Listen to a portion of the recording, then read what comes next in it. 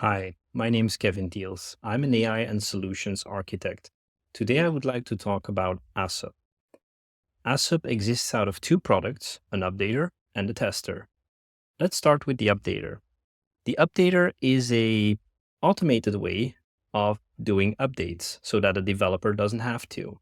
It does so today for PHP Composer-based platforms, such as common systems Drupal, WordPress, Symfony, and so on. How does it work? Well, just like a developer would access a code repository, a GitLab or a GitHub, and do a checkout of the code base, execute the necessary commands to update, and then push the work back in via a merge or pull request, Asup does exactly the same thing, but then automated.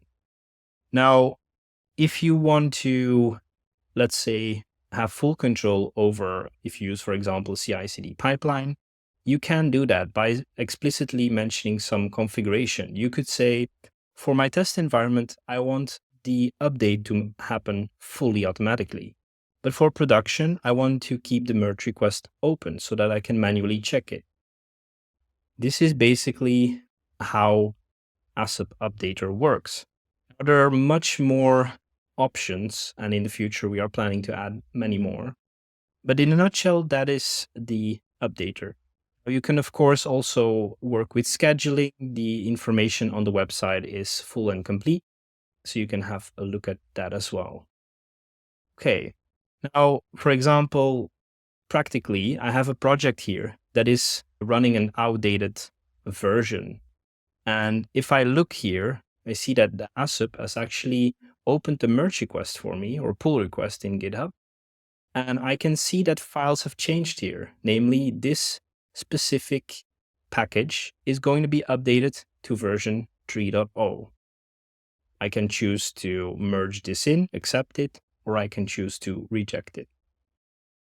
Okay, so next up, the tester.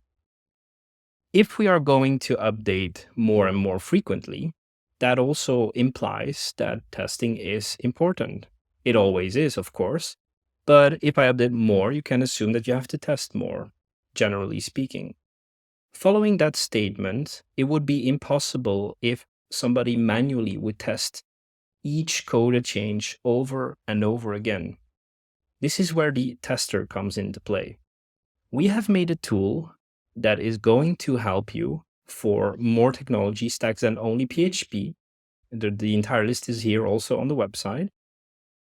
All testing tools, scenario testing tools that make use of the Gherkin syntax. And I'm going to show a small example of Gherkin.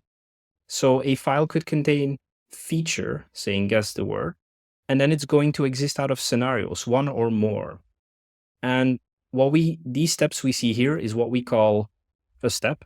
It starts by a keyword when then given, and it will follow then a specific wording. Now, behind this specific wording, there is actually logic. Starting the game in this case would actually trigger a game to start. If I leave out the word the or the word a, this step will be considered invalid. So it's basically meant for developers to write these tests. Now, to take away this gap and to make it much more easier so that functional analysts or business people with limited or no ICT knowledge in some cases, we want to basically form a bridge that allows them to do so. So what we have done is we've made a tool which will allow the input in a humanly written way. So I can, for example, have a scenario. I've prepared one. Let me just make this a bit bigger. That says, I log in with the contact center role. I click on a specific checkbox. I click on a link, and so on, and so on, and so on. Now, this is not 100% following exactly the steps because, as you can probably see, I'm missing the keyword to start with, given, when, then, and so on. Now, the tool here is going to match, using AI technologies, going to match this against the whitelist. What is the whitelist? The whitelist is predefined steps that your application supports. So this is a list that exists. You don't have to invent this list. Developers could write custom steps and add them to the whitelist, for example. And then somebody non-technical can write his own text here. And when he does that and he finishes, then he can click on Generate Scenarios. What will happen is we are analyzing this scenario, and for each step, we are going to check if we can find a match with the whitelist. So if we see that here, we have written a fully compliant scenario. We can also upload a document instead of filling in this file, but we still were not feeling that this was enough, that we were doing enough for the non-technical people. So we've gone one step further. We have made a Chrome extension that allows the Asup tester to record steps. So let's assume, and for the sake of the demo, I'm just going to keep this on the foreground. Let's assume that I want to test the home page. I can now click on, let me first go to the home page. I'm going to click on the record button. I'm going to say add a scenario, and I can now start capturing. So I can, for example, click on updater, and you see it records this step. I can click on some text in order to capture the fact that I should see this text. It must be present on the page. I can go to the tester, for example, and then see if the tester who is there, and so on and so on. I can also fill in forms, capture all these things. Now, if I save this capture, I have to give it a title. For example, test if needed items exist. Save this.